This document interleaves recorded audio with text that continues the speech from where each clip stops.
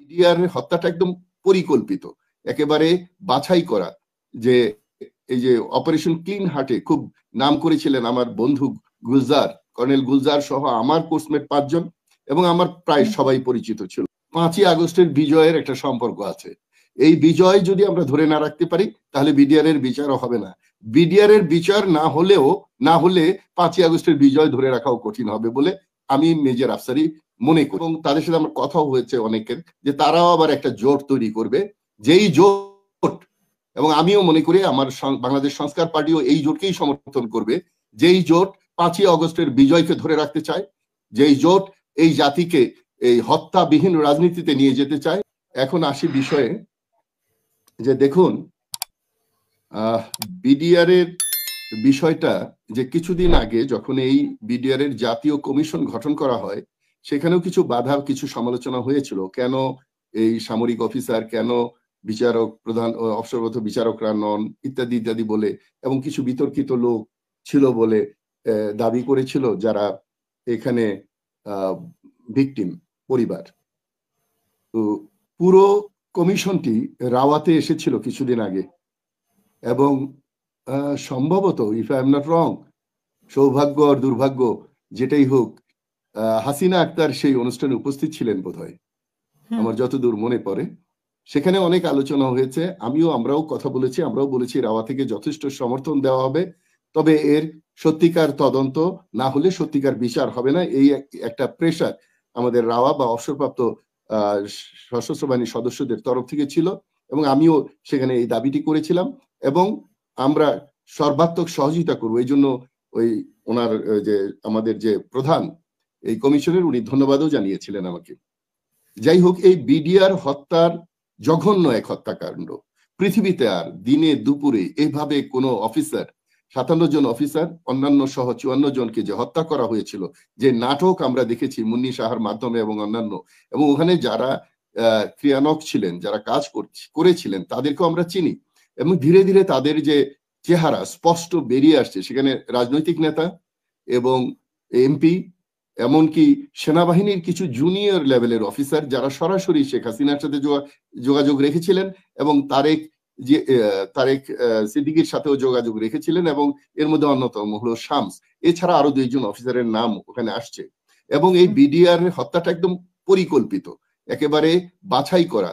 যে এই যে অপারেশন ক্লিন হার্টে খুব নাম করেছিলেন আমার বন্ধু গুলজার, কর্নেল গুলজার সহ আমার কোর্সমেট 5 জন, এবং আমার প্রায় সবাই পরিচিত ছিল। তাদেরকে পরিকল্পিতভাবে ঢাকায় এনে দিনে দুপুরে হত্যা করা হয়েছে। এটা একদিন না একদিন প্রকাশ পাবেই, এটা কেউ দাবিয়ে রাখতে পারবে বলে আমি মনে করি না। তবে বিডিআর এর এই দিনটিকে এই প্রথম অফিসিয়ালি এটা জাতীয় শহীদ সেনা দিবস হিসেবে ডিক্লেয়ার দিয়েছে।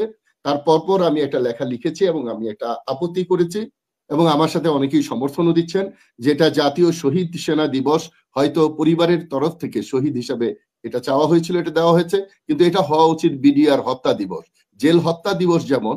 তাহলে এই ইতিহাসে এটা পরিষ্কার থাকবে, প্রতি মুহূর্তেই মানুষ বুঝতে পারবে যে এখানে একটা হত্যাকাণ্ড হয়েছিল।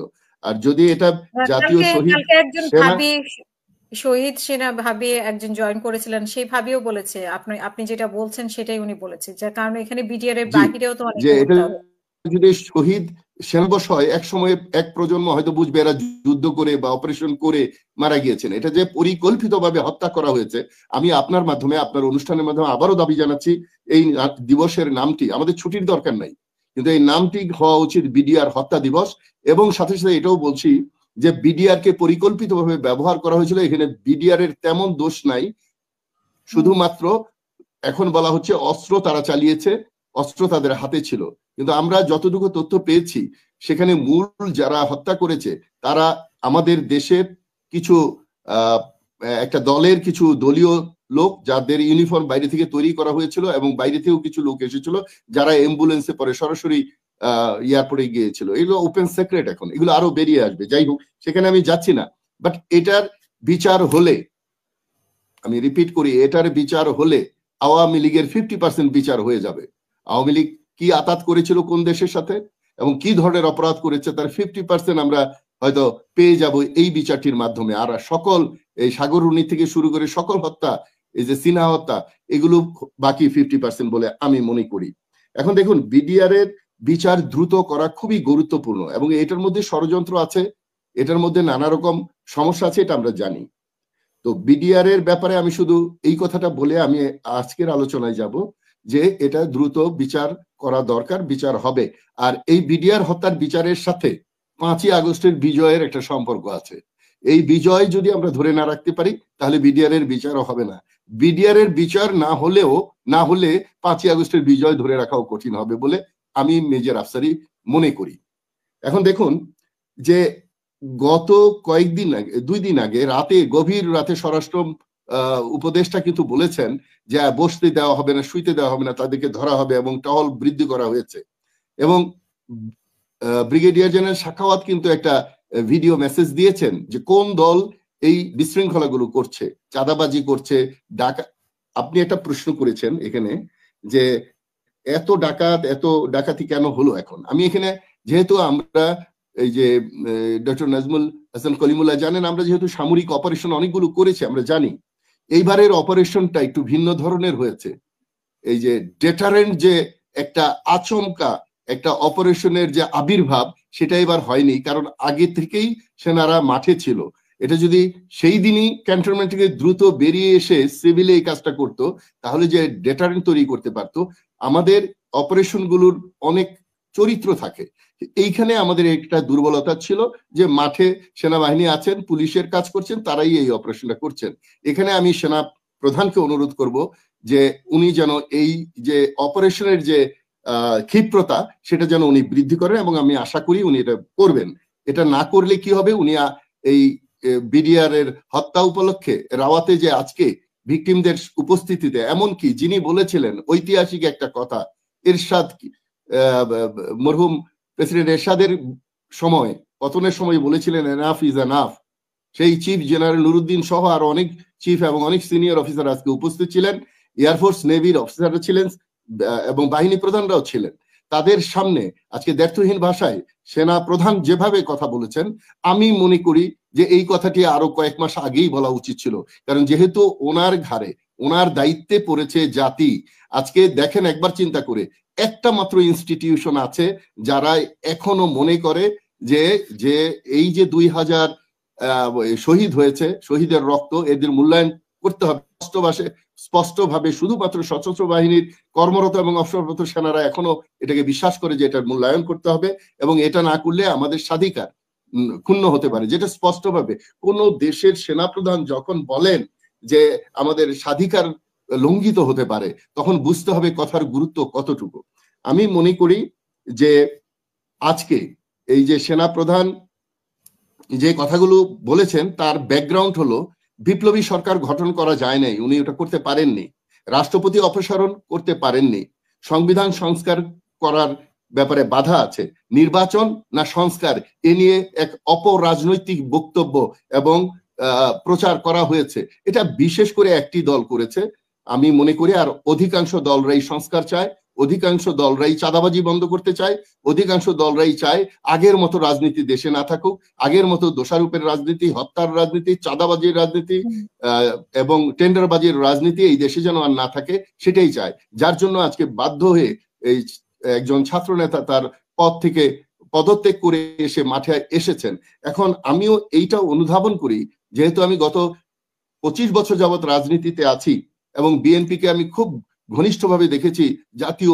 জাতীয় ঐক্য ফ্রন্ট যখন গঠন হয় এবং ধ্বংস হয়, এবং আমাদের যুক্ত ফ্রন্ট যেটা হয়েছিল, সেখানে আমি কাজ করি।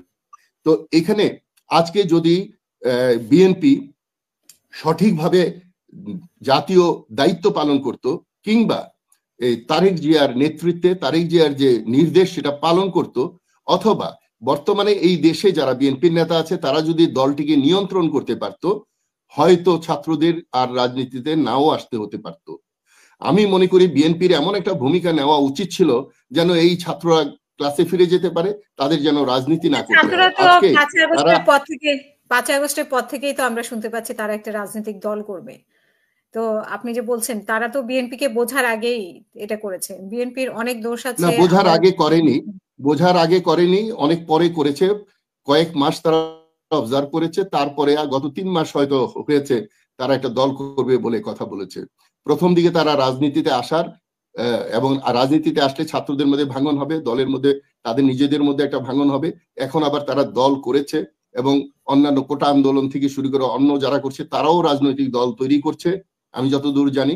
এবং তাদের সাথে আমার কথাও হয়েছে অনেকের, যে তারাও আবার একটা জোট তৈরি করবে, যেই জোট, এবং আমিও মনে করি আমার বাংলাদেশ সংস্কার পার্টিও এই জোটকেই সমর্থন করবে, যেই জোট 5ই আগস্টের বিজয়কে ধরে রাখতে চায়, যেই জোট এই জাতিকে এই হত্যাবিহীন রাজনীতিতে নিয়ে যেতে চায় এবং গণতন্ত্র পুনঃপ্রতিষ্ঠা করতে চায় এবং ভোটের রাজনীতিতে কাজ করতে চায়। তো সেই জোট হবে। আরেকটা জোট হবে এবং এখানে হয়তো জামাতও সমর্থন দিবে, যদিও জামাতের বিতর্কিত একটা পার্টি, স্বাধীনতা যুদ্ধে তাদের ভূমিকার কারণে তারা যদি জোটে নাও আসতে পারে তবে তাদের সমর্থন হয়তো থাকবে প্যারালালি। কিন্তু বিএনপি এখনো মনে করে যে সংস্কারের প্রয়োজন নাই এবং আগে যত তাড়াতাড়ি সম্ভব নির্বাচন দিলেই দেশ শান্ত হয়ে যাবে, জাতি শান্ত হবে, ডাকাতি বন্ধ হয়ে যাবে, এটা ওনারা মনে করছেন। যারা মনে করছেন তারা নিজের দলকে নিয়ন্ত্রণ করতে পারছেন না, তারা দেশ কিভাবে ক্ষমতায়, তারেক যেহেতু বলেছে আগামীতে যারা ক্ষমতায় আসবে তাদের এত সহজ হবে না দেশ পরিচালনা করার। এখন আপনি যে প্রশ্ন করেছিলেন এত ডাকাত কেন, এখন আমি যেটা বলতে চাই যে রাজনৈতিক ডাকাতের খবর পাচ্ছি, মানে গত 2-3 দিন থেকে বলা হয় যে ডাকাত বাংলাদেশে, সারা বাংলাদেশে ডাকাত ছেয়ে গেছে, ধর্ষণ, ডাকাত, ছিনতাই, মারামারি, মানে গত কয়েকদিন থেকেই তো আমরা এটা দেখতে পাচ্ছি, অনেক বেড়ে গেছে। আমি সেটাই এক্সপ্লেন করতে চাচ্ছি যে এটা কেন হয়।